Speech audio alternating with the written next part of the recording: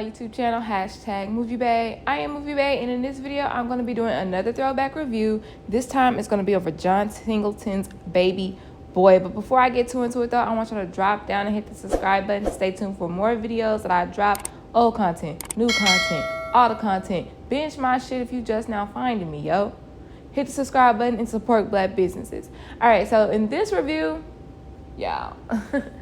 This review, I'm going to break down the characters of Baby Boy because all of them trash, all right? And we're going to take the main three, just the main three. Juanita, Yvette, and Jody. So let's get into it. So let's start with Juanita. Now, Juanita is Jody's mom. And you could tell that Juanita was a young mom. She has 2 children. Jody is 20, and then he has an older brother who is no longer living, while Juanita doesn't even look a day over 40, okay? So we have 2 major things with Juanita that are issues. 1, she puts men before her children, and 2, she babies Jody. So let's go ahead and talk about Juanita and her men. So in the movie, Juanita has a new boo, and his name is Mel. Now, Mel is fresh out the pen, OG to the streets. Like, you can tell even before he gives you his rundown, right? And all Jody is concerned about is he a killer like Henry was? And that's all Jody is concerned about, okay? Now, ever since Mel came into the picture, Juanita's line of the movie is, Mama gotta have a life too.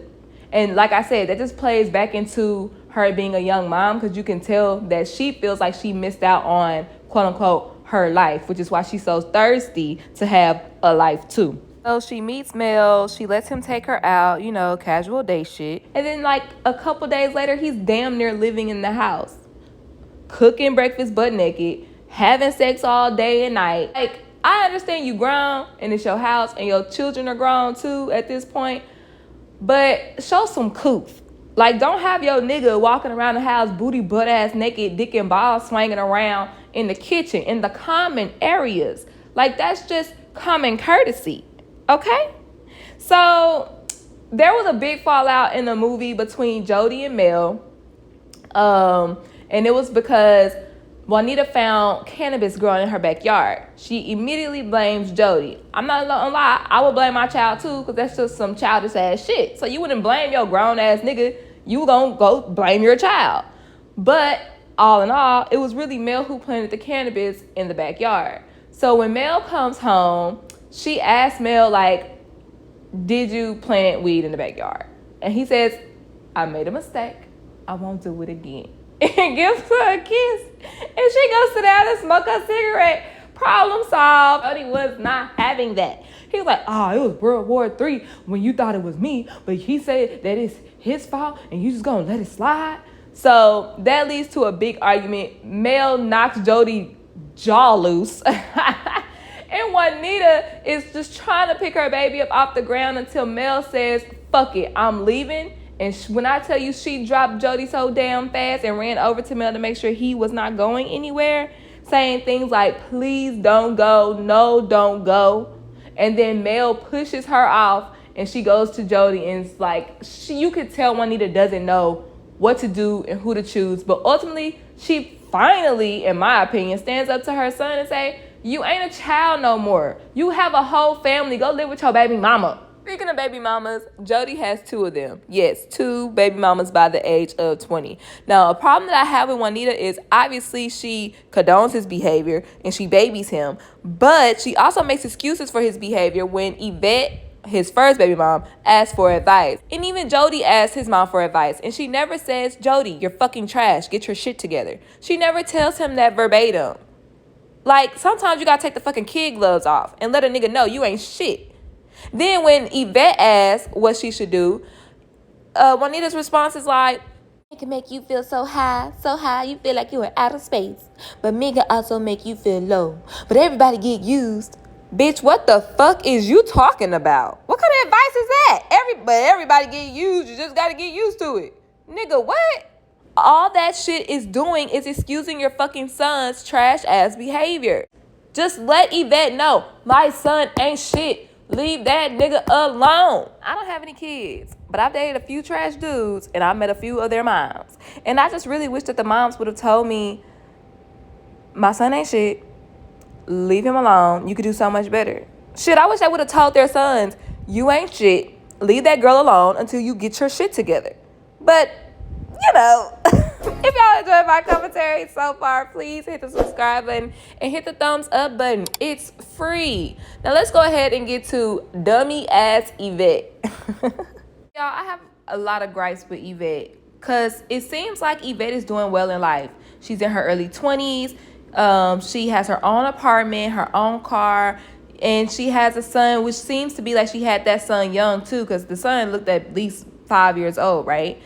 So if you are a young lady who has everything going for herself, why do you keep picking these trash ass dudes? So Rodney is an ex. He seems to be like a childhood sweetheart that ended up getting into some street shit and going to prison because Rodney said something to the effect that, you know, oh, is this Jody, the one who got my Yvette pregnant? And since she's in her early 20s, you can just assume that they like probably grew up together. I personally don't agree with her talking to Rodney while he's in prison because she's with Jody, but Jody ain't shit no way, so who cares? When Rodney gets out of prison, she lets him stay with her when she could have easily just called the parole officer and be like, this nigga can't stay here. But she lets him stay and lets him start claiming her shit. The same way Jody is claiming her shit. Talking about this my car, this my house, put a block on my phone. Like, nigga, you don't pay no bills. You live with your mom. Get the fuck out of my face with all that bullshit. Like, I don't know why she keep letting these men claim her successes. So let's go ahead and talk about Jody. So Yvette is a fool over Jody. Like, we know it. But the biggest problem throughout the entire movie is the fact that she is okay with him cheating on her. She does things like catch him in lies. She wants to smell his dick. In the middle of an argument, they fuck. She cleans up. Like, what the fuck? And then, y'all, the biggest thing in the movie is when she found the condoms in her car.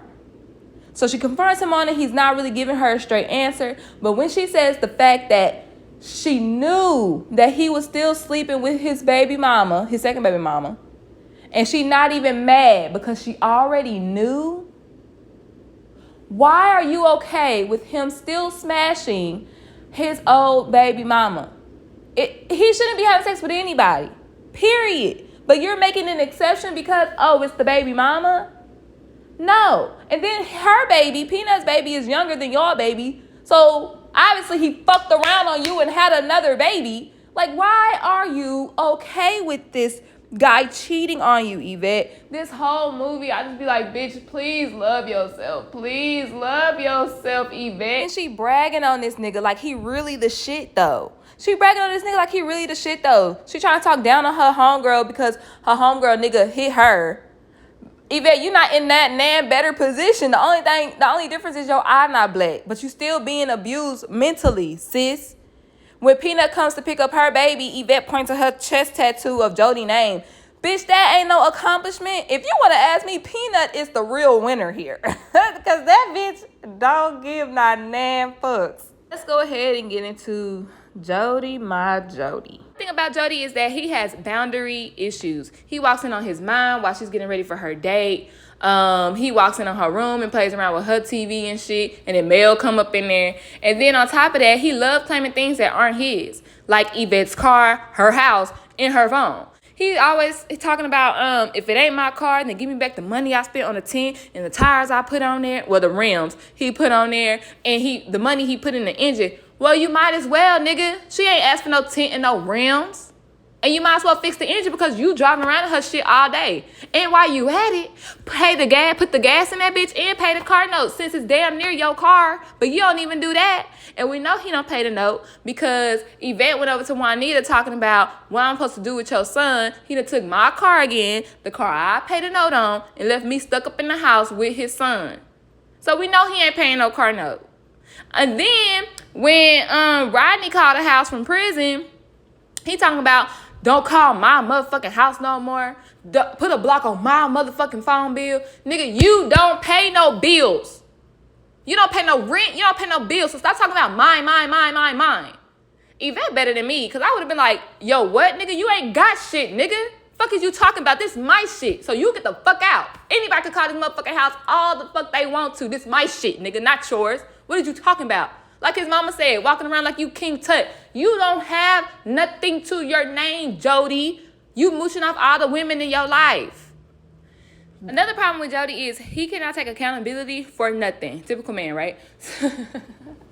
Jody is always blaming his mom, like, oh, you gonna kick me out like you did such and such, or you gonna kick me out like my brother, or you gonna put him in front of me like you did Henry, and all this extra shit. And then when Juanita finally, quote unquote, she didn't even put him out. He was like, fuck it, I'm leaving. He left. And he talking about, if I die, it's your fault. No, nigga. If you die, it's your fault. Because whatever drama and shit you get into on the streets, that's you and your decisions that you made. Another thing Jody can't take accountability for is when he cheats on Yvette. He was like, I freak females from time to time. I don't know why. I just do it. Nah, nigga, you know why. You know why. So take accountability and be real with yourself and with Yvette. Tell her what's up for real. Y'all, I can legit go on and on about Jody. This movie is so toxic. Like, we could talk about how he a fake wannabe thug, how he a bum, he ain't got a job, and then instead of using the skills that he has, like working on bikes, painting cars, using his hands, he decides to be a lame-ass nigga and sell dresses. Why are you selling dresses? Like, writing-wise, John Singleton, why dresses? Like, why would you put him in that field just to get bitches? Clearly, like, instead of using the skills and the talents that you have, fixing things, painting things, you rather go work in a female field so you can fuck with bitches. Like, you making more immature decisions. Biggest gripe about Jody in this movie is how he treats Yvette. Like, he cheats on her over and over and over again. Dogs her out. She's a good woman. She stayed faithful to him even when he trashed. I mean, she dumb too. But, like, nigga, stop being trash. Like, just stop. And I know you only 20. But at this point, you got 2 kids. No job. It's time for you to grow up. So that's basically what this movie was supposed to do. I mean, I guess Jody does kind of go through some metamorphosis of from being a child to on his way to adulthood, on his way, if y'all can, on his way, because he ain't grown yet. He didn't fully have a whole full turnaround, for real. Because you still ain't got a stable job. You still ain't got no car. You still ain't got your own shit. All you did was move in with your baby mama and get her pregnant again. Hopefully you ain't cheating on her no more. So, I mean, I guess baby steps, right? All in all, this is one of my guilty pleasure films. And it's not because it's a bad movie, but it's because it's so toxic. It's so draining. When I tell y'all, I recorded this video a week ago. And I had to stop when it came to Jody because it started fucking with me mentally. Because I enjoy this movie. I can mock it word from word. However, it is emotionally draining, especially when you've gone through similar situations. You know what I'm saying? This is definitely a hood classic. It's hilarious as fuck. But it's just a little bit, it just hit a little bit too close to home for me. Thank y'all so much for tuning into my YouTube channel, and especially for another throwback review. If you enjoyed my commentary, don't forget to hit that thumbs up button and leave a comment down in the comment sections below. Subscribe to my YouTube channel if you are new, and I will see y'all next time. Bye.